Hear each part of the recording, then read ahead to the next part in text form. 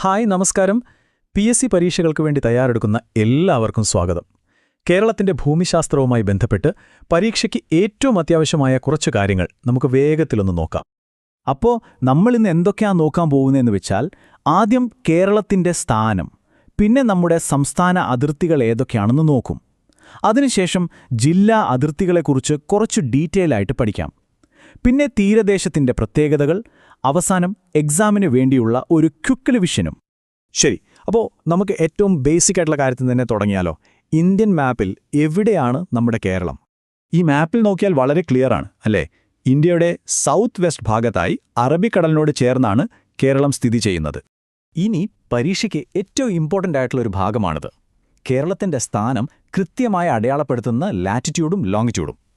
ഇത് നോക്കൂ, latitude 08°17' north മുതൽ 12°47' നോർത്ത് വരെയും, ലോങ്ങിറ്റ്യൂഡ് 74°27' ഈസ്റ്റ് മുതൽ 77°37' ഈസ്റ്റ് വരെയുമാണ് കേരളം വ്യാപിച്ചു കിടക്കുന്നത്.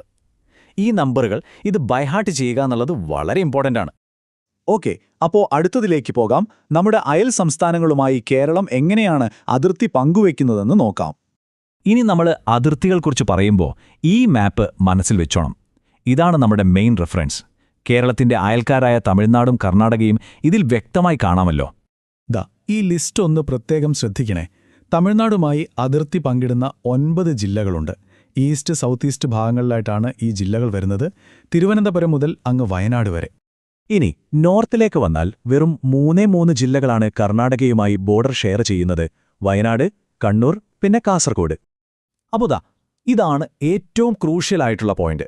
തമിഴ്നാടുമായും കർണാടകയുമായും അതിർത്തി പങ്കിടുന്ന കേരളത്തിലെ ഒരേ ഒരു ജില്ല, അത് വയനാടാണ്. ഒരുപാട് തവണ എക്സാമിന് ചോദിച്ചിട്ടുള്ളൊരു ചോദ്യം കൂടിയാണത്. ഇതിൽ തന്നെ സുൽത്താൻ ബത്തേരി താലൂക്കിനാണ് 2 സംസ്ഥാനങ്ങളുമായും അതിർത്തിയുള്ളത് എന്നും ഓർത്തുവെക്കണം. ശരി, ഇനി നമുക്ക് കുറച്ചുകൂടി ഡീറ്റെയിൽ ആയിട്ട് ഡിസ്ട്രിക്ട് ബോർഡറുകളിലേക്ക് ഒന്ന് ഇറങ്ങിച്ചെല്ലാം. ചില ജില്ലകൾക്ക് ചില പ്രത്യേകതകളൊക്കെയുണ്ട്. ഈ നമ്പർ ഓർത്തുവെച്ചോളൂ, 5. എന്താണിതിന്റെ പ്രത്യേകത എന്നല്ലേ? അപ്പോൾ ഇതാണ് ആ 5 ജില്ലകൾ. അതായത് നമ്മുടെ കേരളത്തിൽ കടൽ തീരമില്ലാത്ത 5 ജില്ലകൾ. ഏതൊക്കെയാണ്? വയനാട്, പാലക്കാട്, ഇടുക്കി, കോട്ടയം, പത്തനംതിട്ട. ഇനി കേരളത്തിന്റെ 2 അറ്റങ്ങൾ നോക്കാം. ഏറ്റവും നോർത്തിലുള്ള ജില്ല കാസർഗോഡും ഏറ്റവും സൗത്തിലുള്ള ജില്ല തിരുവനന്തപുരവുമാണ്. സിമ്പിൾ. ഇതൊരു പ്രത്യേക കേസാണ്. മാഹി നിങ്ങൾക്കറിയാമല്ലോ, പുതുച്ചേരിയുടെ ഭാഗമാണ്. പക്ഷെ കിടക്കുന്നത് എവിടെയാ?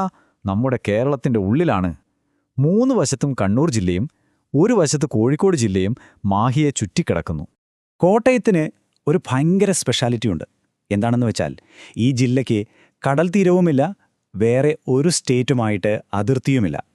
ശരിക്കും പറഞ്ഞാൽ കംപ്ലീറ്റ് ആയിട്ട് കേരളത്തിലെ മറ്റു ജില്ലകളാൽ മാത്രം ചുറ്റപ്പെട്ട് കിടക്കുന്ന ഒരേ ഒരു ജില്ലയാണ് കോട്ടയം.